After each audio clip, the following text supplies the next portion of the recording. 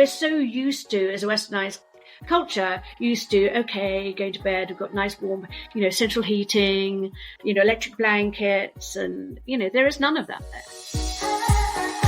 Welcome to the Crossing It Off podcast, where we believe living with intention through a bucket list lifestyle is a great way to bring yourself personal joy. As you are crossing items off your list, you're actually filling up your bucket. The more items you cross off, the more joy gets added, until eventually your joy spills over into the lives of those around you.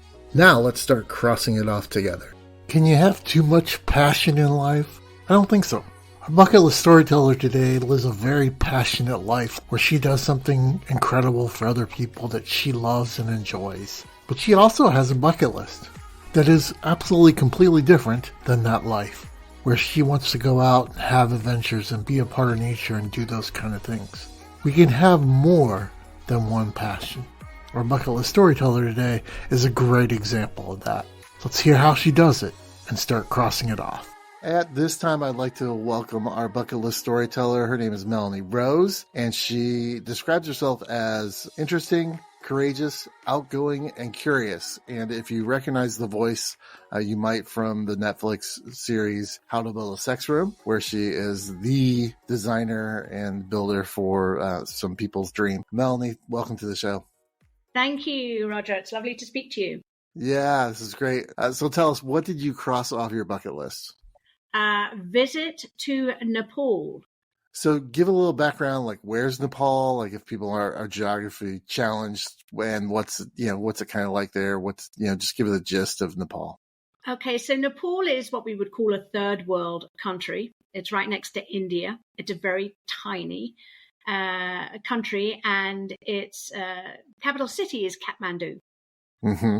And that's where I flew into. I was with my boyfriend at the time, and we were the last flight out of Gatwick Airport on Christmas Eve. Oof, that had to be rough. That sounds like a portion of the journey. It was. I mean, it was great. It was immense fun. We had stopovers in Frankfurt, and then a stopover in Dubai, and then gingerly landed in Nepal, in Kathmandu.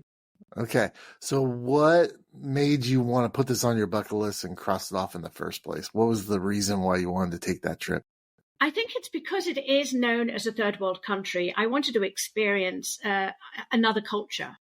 I was very lucky in my upbringing, but I wanted to visit somewhere that wasn't like a really known tourist attraction, aside from Mount Everest, of course. But I just wanted to experience a different culture. And Nepal is very, very different. And I was there for a month. Oh, wow.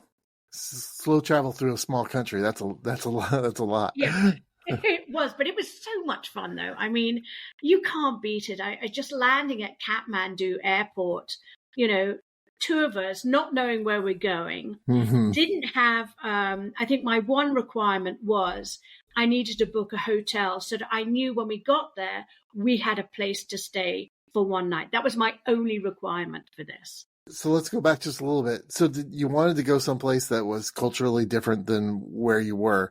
Did you open a map and throw a dart at it? Or did you actually have a reason Nepal is the place? I think it was, let's go trekking in Nepal. Nepal Okay. is the place. Let's go. What kind of preparation did you have to do to make this trip? You said it was Christmas, so was there weather that you had to worry about? What did you do to prepare? Yes. So the most important thing was getting a really good pair of hiking boots. Actually getting a really good, comfortable backpack that could house everything that you would want for a month's stay or for a month's trek. Obviously, a very, very warm sleeping bag. And just layering in the clothing as well, and some thick socks and gloves. And the most important thing really was toilet paper. There you go. So this wasn't certainly there are probably hotels and hostels in Nepal where you could stay, but you actually camped out and trekked on long hauls, or did you go out and just hike? Did you just go do day hikes and then come back into the hotel? Or it sounds like it was a little bit more extensive than that. Yes, it was a little more extensive. We stayed at this one hotel, and then we sort of like wandered to the very famous Kathmandu Hotel, which is very well renowned. And you sort of like walk in, and it's like, okay, we need a room for the night, please, thank you. And it's quite surreal. So we would stay there for maybe a couple of days or a couple of nights, and then sort of like walk around Nepal, getting in the sights and the sounds, and sort of like trying to become part of, the locals, or taking in the real cultural side of it. I think what was really interesting to me when I was at Kathmandu Guest House was back then, they had pictures and letters from people who had tried to smuggle drugs out of the country and had been put in prison. So they were like, okay, has anybody got any reading books you could send us to the prison? That would be great. And so that was a little shocking. Taking drugs out of the country, not bringing them in. Taking them out. Kathmandu is I tell you, you do every 5 steps. It's change money, hashish. That's all it is, and it is full of crops of cannabis and stuff like that. So what was like a typical day when you were in Kathmandu? What was that like for you all? It was interesting trying to navigate your way around these streets where it's filthy, dirty, and water buffalo are eating our sacred cows and are eating all the stuff out of rivers and that people have polluted, and just taking in the markets and those sort of like touristy places and the beautiful temples, and really sort of like taking in the moment, being present in the moment while we're wandering around. So it is obviously a walking city, and it was great. And to view these temples and the monkey temple and all sorts of things, it was fun. The one thing we did, we were very conscious of, is not drinking any of the water. That's a no-no out there. I actually came back with amoebic dysentery, probably from some food that I had eaten or something. But you have to drink boiled water, and you have to be very careful about what you actually ate. And how did you prepare for that? Was it just like in the moment, like talking to other tourists, or? No, pre-prepared for that. There's a whole itinerary before we went to Nepal of a series of injections, cholera and stuff like that you need to have taken care of before you actually travel there. We did have some cholera tablets and things, but we were warned that, if we were in a local bus traveling to somewhere, it could be stopped at any time, and then they would just inject everybody with the same needle with sort of like, something to stop it from spreading. I know, it was... Oh my God, it was very weird, very weird. Yeah, the same needle. That sounds, I'm not sure. You're like convincing me not to go at this point. No, it's fabulous. It's absolutely wonderful. I mean, you get on a bus with goats and chickens and the locals. It's fabulous. And so the hiking and the trekking, did you plan that out ahead of time? Like which routes you were going to take and that kind of stuff? Or was it just you got there and get advice from folks? No, I think it was get advice from folks. One of the things you do really need to do is when you're a tourist and you travel in there, you do need to stop off at a tourist place and actually write out your name and your address and of where you're planning to go. So if for any reason you got lost or you died or anything like that, they would say, okay, on this date, they left this, they were going to this place here. We didn't really do any trekking because I'm not necessarily a trekking kind, as it were. But we did go down to Pokhara, which is this most beautiful, beautiful village. And it's where they filmed The Golden Child. Do you remember that movie with Eddie Murphy? Oh, yeah. And the Himalayas in the background and this serene lake. It was absolutely picturesque. It was divine. And we did do a very long walk, which was a 7-hour hike, actually, up this mountainside and, through the greenery and passing, 4-year-old Nepalese kids hauling, branches back to their villages and stuff like that. And again, they'd go, change money, hashish. Even the kids. Oh, yes, yes. It's interesting.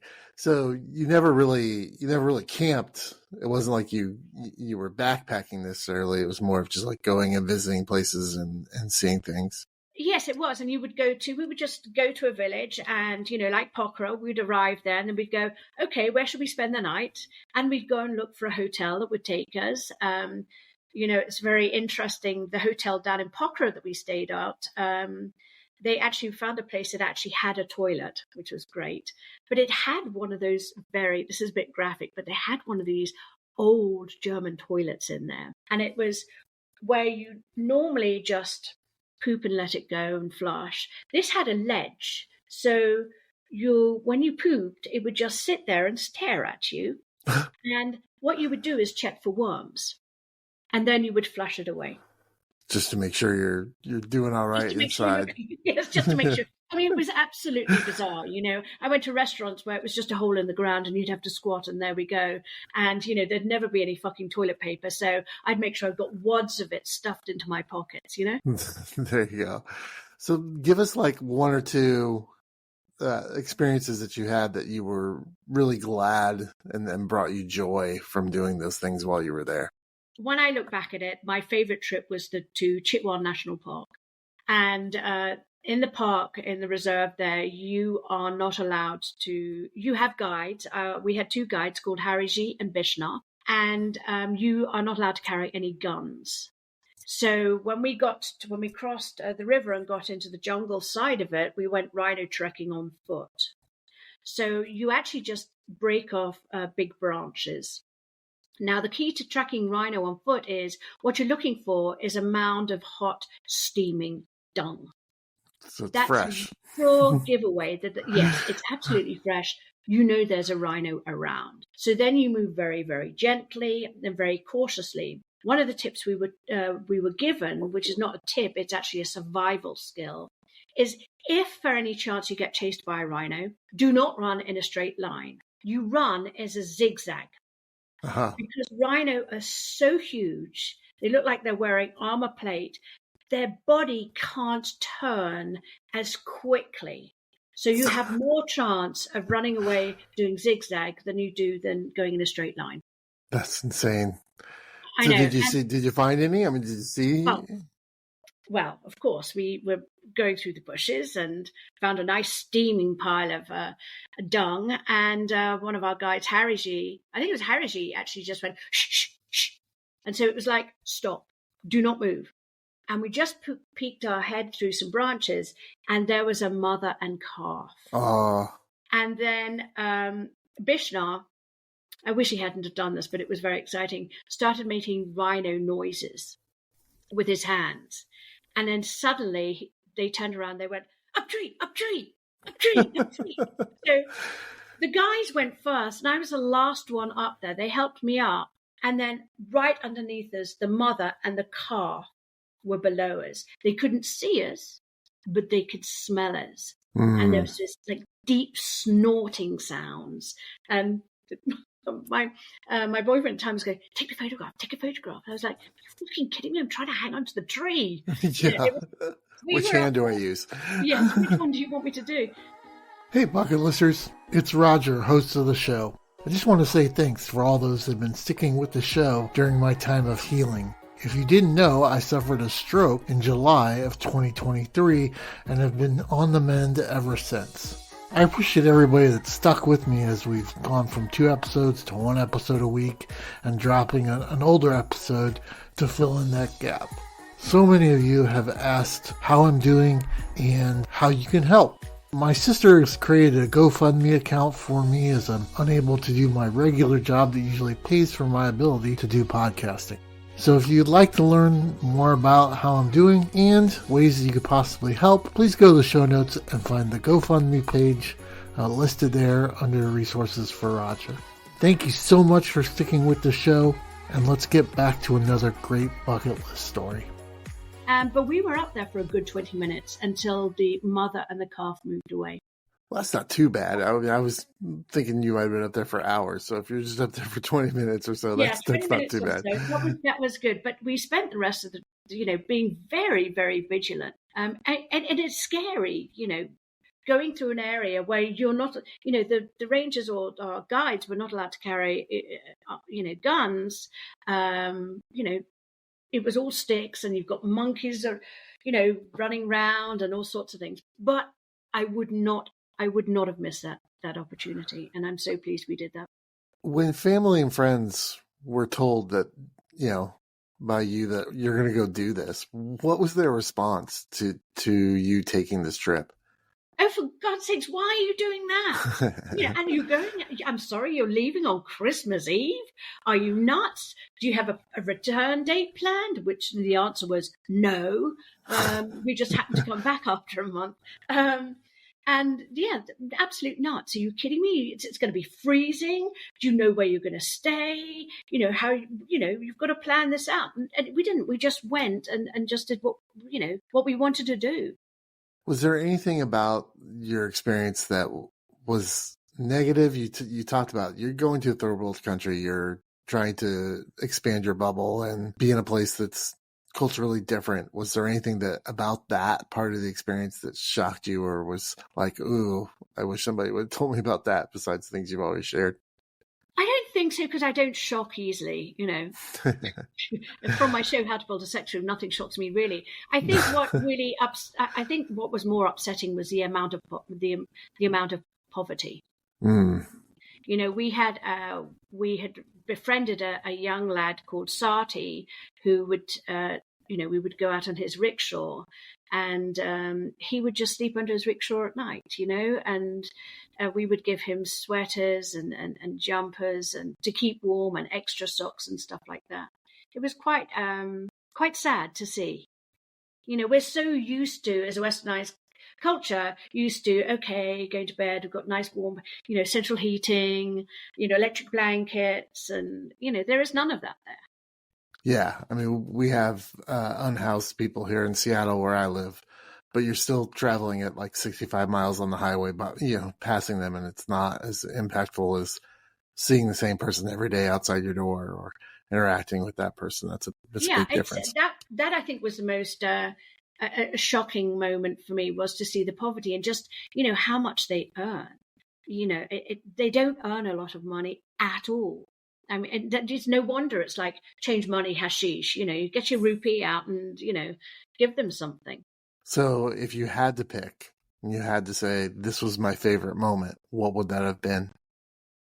Well, I think the first moment was actually the event at Chitwan National Park, because the sunsets are beautiful. Mm-hmm. We were warned about tigers as well. I did go elephant riding through the jungle, and they were treated very well, I might add. I know we see, images coming back from places where they're not, it's a tourist thing, but they are captive animals. And there are herds of wild elephants out there. So, but they were well looked after. And we did go out and, trek rhino that way as well. But we were warned about tigers. So I would say the part to Chitwan National Park was great. I didn't enjoy the part where we went somewhere else and I nearly died, but that's okay. All right, go there. What was that? So we decided it would be very exciting if we went on a whitewater rafting trip. Oh. Okay, so when you go in there, it's, there are other people. You sign your life away, basically. You can't, sure. If anything happens to you, you're on your own, basically. And we had 2 days of learning to whitewater raft, not in ideal conditions. It was fine, but they hadn't realized that there had been so much rainfall that we were now rafting in rapids at a level 5. Mm. And, we did have some very strong guys on to even out the team. We had our rafters, and we had 2 rafts, and it is hell on high water. That's all I can say. When you paddle, you have to paddle. And there was one point where we got stuck as we dropped off the fall of the waterfall, and we got stuck under the water.